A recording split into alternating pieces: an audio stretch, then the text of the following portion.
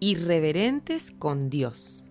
Los hijos de Elí eran unos sinvergüenzas que no le tenían respeto al Señor. El pecado de estos jóvenes era muy serio ante los ojos del Señor. Primer libro de Samuel 2, 12 y 17. Elí se enteró de todo lo que sus hijos le estaban haciendo al pueblo de Israel, incluso de que se acostaban con las mujeres que servían a la entrada del tabernáculo. Primer libro de Samuel 2:22.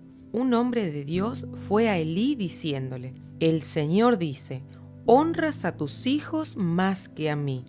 El Señor Dios de Israel prometió que la familia de tu papá le serviría por siempre, pero ahora el Señor dice, eso nunca.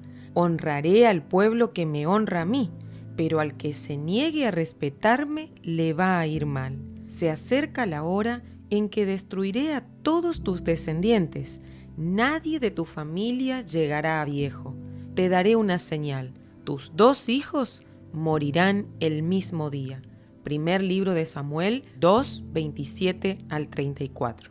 Israel fue derrotado por los filisteos. Mataron a los hijos de Elí y capturaron el arca de Dios.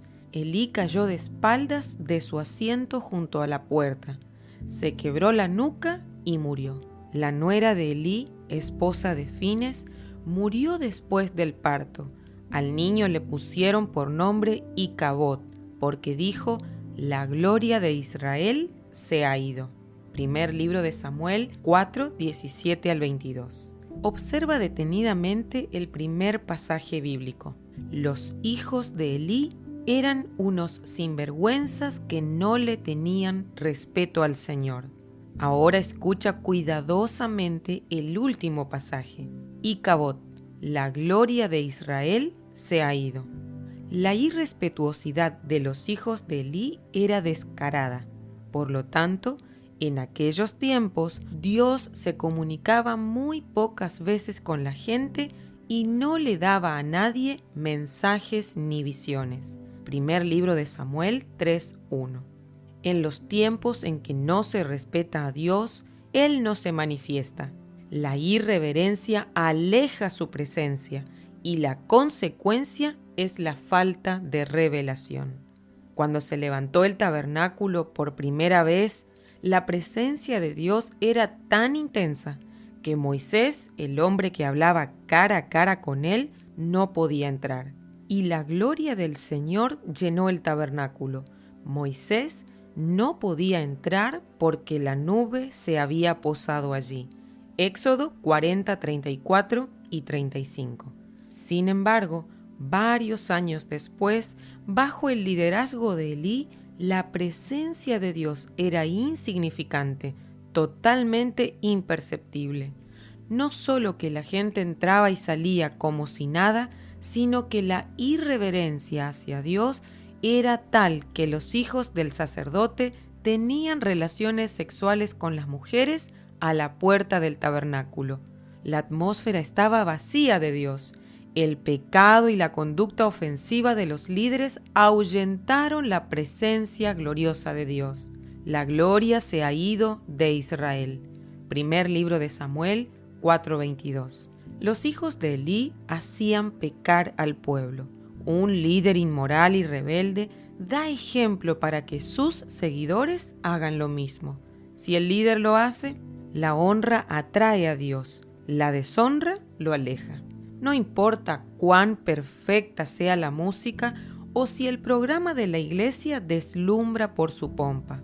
Si Dios no es temido y respetado, Él no se manifestará. Donde el pecado habita, la gloria del Señor no reposa. Si quieres su presencia, no puedes ser irrespetuoso con Él. No puedes menospreciar el servicio ni tratar las cosas sagradas como si fueran comunes. La comunión íntima está reservada para quienes lo honran. El Señor reserva su amistad personal para los que le tienen un temor reverente. Salmo 25:14. No puedes conocer a Dios íntimamente a menos que sientas reverencia hacia Él. El temor del Señor es la base del verdadero conocimiento. Proverbios 1:7. En una oportunidad, nuestros pastores de adoración advirtieron a una parejita de novios involucrados en el ministerio acerca de su conducta desordenada.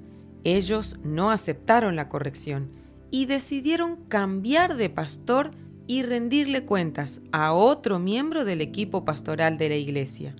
Así obraron los hijos de Elí. Ellos no aceptaron la corrección de su padre. Primer libro de Samuel 2:25. El pastor Andrés Corson dice que la rebeldía es uno de los pecados más comunes en la iglesia cristiana y enfatiza que es una práctica aceptada porque muchos no la ven como pecado. Sin embargo, la rebeldía es tan grande como la adivinación. Primer libro de Samuel 15:25. El mismo autor dice: en la iglesia hemos perdido cantantes buenísimos, músicos increíbles y personas con mucha unción, pero sin carácter, simplemente porque no quisieron someterse. Tal vez la rebeldía sea el pecado más común en los músicos. Precisamente por este pecado echaron del cielo al lucero de la mañana. Los miembros del ministerio de alabanza deben comprometerse con la iglesia, leer la Biblia todos los días, asistir por lo menos una vez a la semana a la oración. Deben ser adoradores y líderes o servidores en sus grupos de conexión, porque además de ser formados, deben formar a otros. Además de ser pastoreados, deben pastorear a otros. Solo así podemos asegurarnos que sean ministros y no simplemente músicos. Evitamos que usen el púlpito o la plataforma aquellos que tienen la intención oculta de sentirse protagonistas o cuyo objetivo sea promoverse. Brian Houston dice: hay una gran diferencia entre los que usan su visión para edificar la casa de Dios y los que usan la casa de Dios para edificar su visión. En el caso bíblico que estamos considerando, aunque la paciencia de Dios fue extrema, el juicio resultó sumarísimo. Elí, su nuera y sus 2 hijos murieron el mismo día. No se puede jugar con Dios. Faltarle el respeto a Dios es algo muy serio. Debemos aprender a ser implacables con el pecado. Si le damos un solo minuto al diablo, nos destruirá. No permitas que el pecado se convierta en un estilo de vida. Sé radical en tu santidad.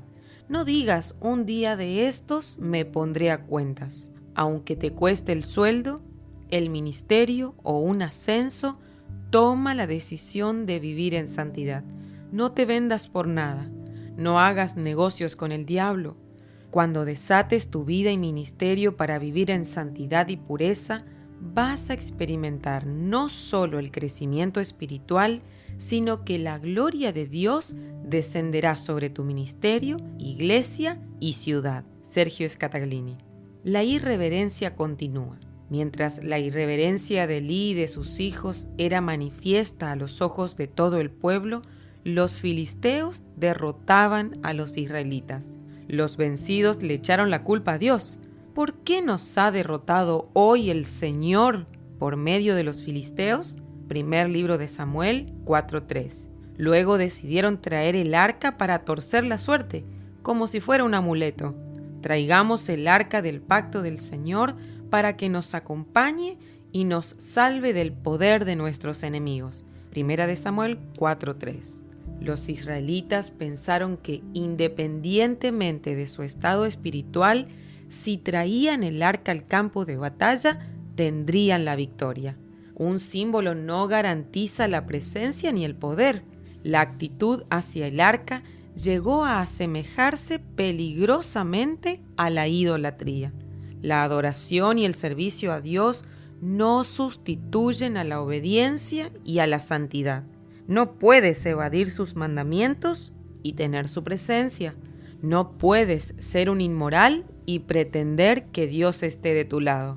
Los rabinos decían: Dios puede pasar por alto muchas cosas, pero no la falta de castidad que es una cosa que hace que se ausente la gloria de Dios. Sin embargo, en la época de Elí, la moral se había debilitado tanto que los israelitas tenían la creencia de que si llevaban el arca se salvarían del desastre y ganarían la guerra. Primer libro de Samuel 4:4. Hay quienes creen que se puede gozar de la presencia de Dios y disfrutar de sus bendiciones violando o invadiendo los mandamientos relacionados con la santidad.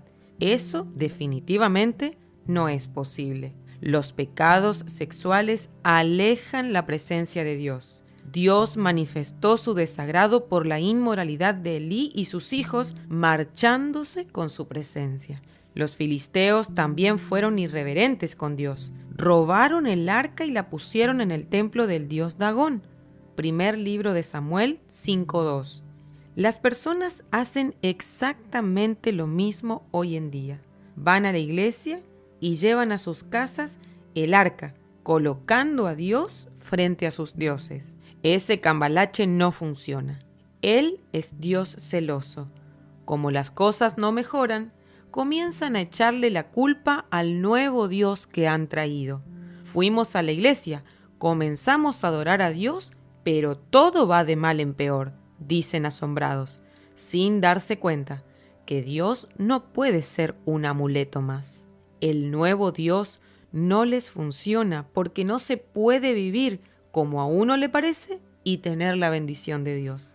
Los filisteos le echaron la culpa al arca por la pestilencia que había venido sobre la nación y la devolvieron.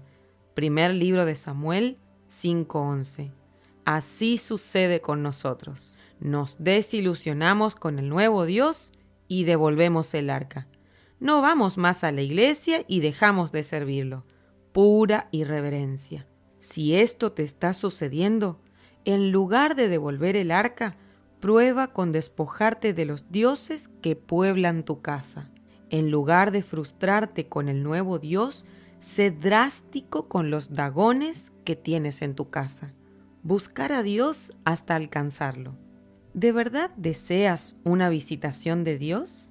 Si tu respuesta es un rotundo sí, entonces aprende a ser un buen anfitrión de su presencia y a reverenciar apropiadamente su santidad.